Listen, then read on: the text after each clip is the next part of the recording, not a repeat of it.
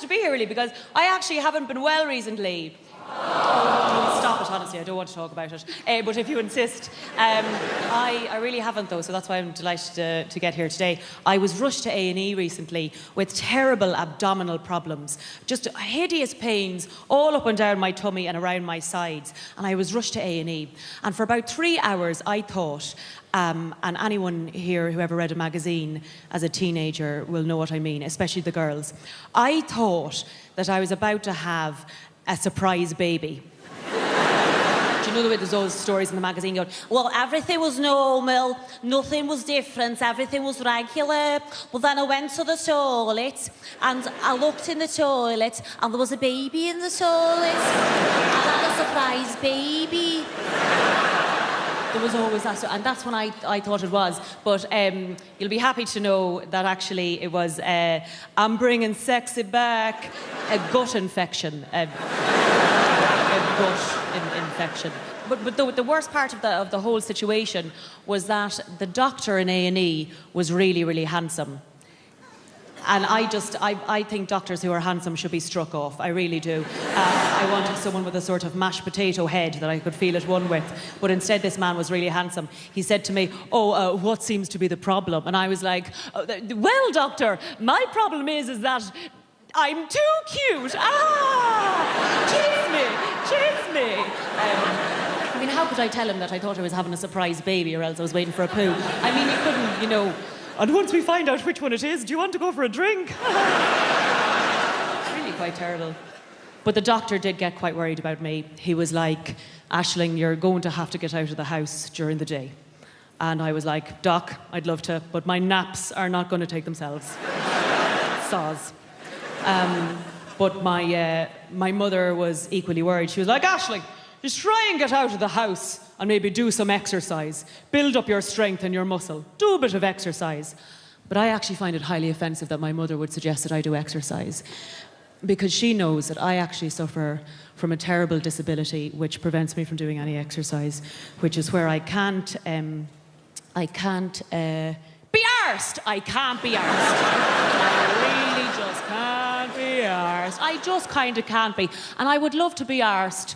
I would love to be one of those people who's naturally arsed to do things, but I just sort of can't be.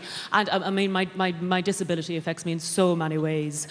My ability to clean the bottom of the dustbin, ring my aunties back at Christmas. I would love to, but I just sort of can't be arsed to. Unfortunately. I mean, I just don't like moving too much. I would sort of rather sit on the couch and waste away than move. I don't really like moving too much. I don't even listen to sad music in case I'll be moved. That's just sort of bad. And I think the reason that I don't like exercise is because the school I went to didn't have much money. So the sports facilities weren't great. And so a lot of the sort of sport and exercise we used to do used to leave us really pregnant. Really pregnant. So that habit's just not there. It really isn't. And I would love to be into exercise and stuff, but I just can't be arsed, I'll be honest. And you know, I did get tricked into going to Pilates class because I thought it was pronounced pilots. I was there for about 15 minutes going, I wonder when they're going to let us fly the planes. My friend Brona suggested that I do something social like ping pong table tennis. The ball moves too fast. I can never see it. To me, ping pong just looks like two perverts spanking a ghost. Just don't understand it. Do you know what I get a buzz out of? Sitting down. I love sitting down. I do. I love sitting down. I even tried to do this gig sitting down, but they said they couldn't legally classify it as stand-up. Hi-oh! But yes, I really do love sitting down. You know the way you always hear those stories in the tabloids about those men who were found sat down in a chair, dead and alone, and they hadn't been found for days, and they were sat there covered in their own wee. Oh no. What those stories never mention is the smile on that man's face. But my mother said to me, she was like, Aisling, if you don't start doing exercise, then you could end up becoming fat thin. And I said, Jesus, Mary and Joseph and all of his carpenter friends. What is fat thin? Oh, Aisling, I read about it in a women's magazine. A women's magazine. The only targets of women's magazines are other women. Fat thin is where you're thin, but you're secretly fat because you don't do any exercise.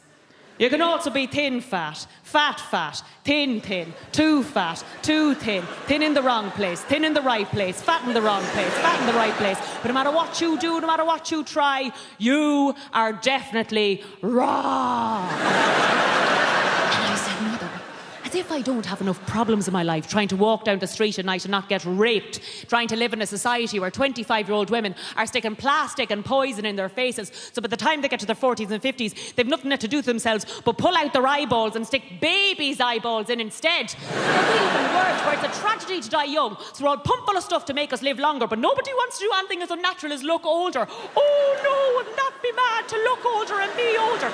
So we're all pumped full of stuff to make us live longer, but look younger. So by the time we die at 100 in a box, we look like we've died tragically young. That we live in a world where they have developed telephones without plugs that can send a picture of a cat from one side of the world to the other side of the world in under a second, and they are still trying to come up with faster telephones. Yet still, after 200,000 years of humanity, we have not come up with a better way to have a baby child than to push something the size of a bowling ball out my tiny hole.